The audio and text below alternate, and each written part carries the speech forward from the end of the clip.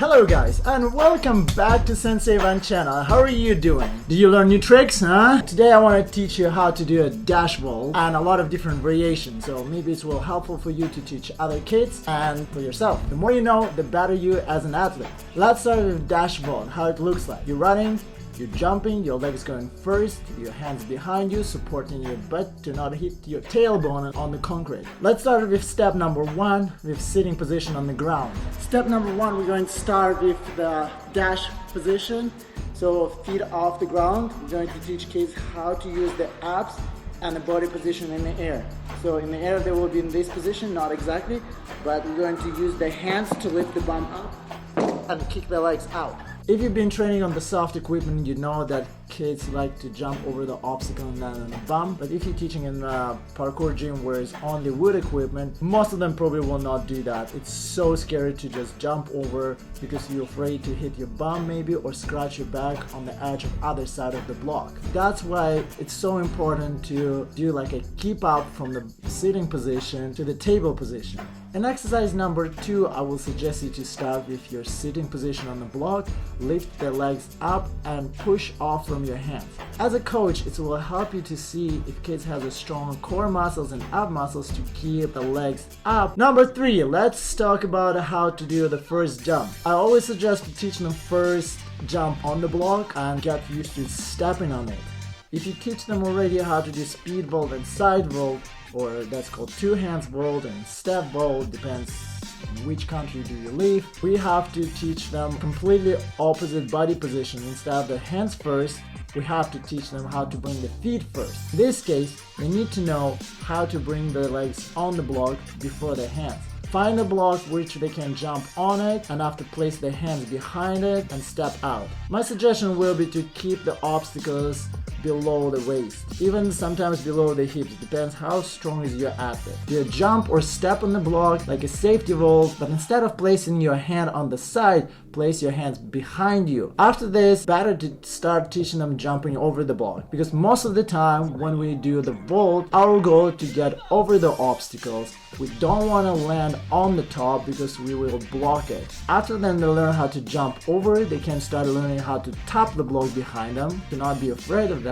After, when they learn how to place their hands behind them and tap the block, teach them how to actually get a support from your hands and kick your feet out. Don't use the really low block, because when you do a dash vault, you don't want to jump up and fall on your hands because you can dislocate or bruise your wrist, or same thing with shoulder. In our parkour gym, we really focus on foot placement after that. So if we don't tell our students to do dash or conk to precision, they need to continue to run after that. We always asking them to land on one foot and step out to make more official way, as a parkour is most official way from spot A to spot B. If they land on 2 feet, they will stop themselves and they have to lift one foot to do the next step. If your student can't do the dash vault, probably the block is too high.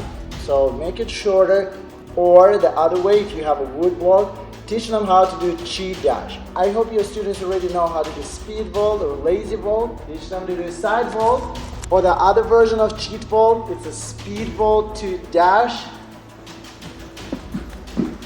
To learn cheat dash also will help for students to get over the higher obstacles, because you can't always jump straight forward over the block, and if the obstacle is really high, that will help them to bring the hips around a little more and use the arms to push. When the obstacle is getting higher and your students can go over that, like straight forward, I don't see the problem with chi dash, because we're not gymnasts. We don't have to be really strict with technique, right? For me, parkour is more art than actual sport. We don't have a judges who will tell us like -point if you bring your legs on the side or if your legs in forward.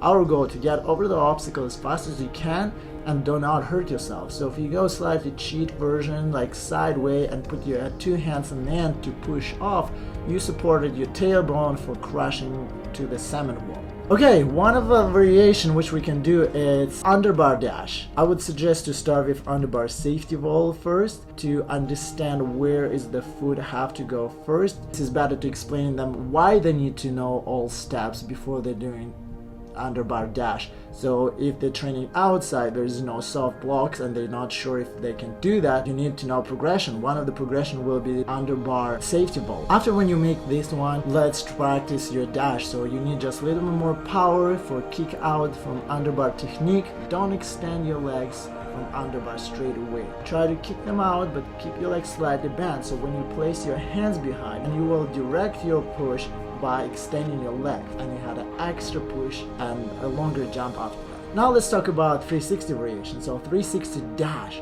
It's pretty hard vault, again, as you was watching my previous video with 360 safety. They need to learn how to do a 360 on the block. Your goal again to jump over the obstacle and use your arms just for extra extension for your jump. As you can see on my setup, I make like a run up by medium blocks and the big block as an obstacle for dash. Why did I do that? It's to make them a little bit easy to jump over, because an obstacle will be actually lower, but you have to have the drop after this. It will help them to not fall on the feet straight away. Have this push off hands. Now let's try dash bomb, dash roll, dash roll, dash roll to roll. Also, if your athlete's super good, you can try dash to bomb. This will be front flip. Usually you need a bigger drop after the obstacles to get this full tuck. This is a good progression for this. Try to first touch the block on the other side of the wall and push forward, and when you feel confident with this, you will start skipping your feet and go straight forward to shoulder roll. And this is it for today, guys. Thanks for watching, and we'll see you next week. I will try to not miss as the last one.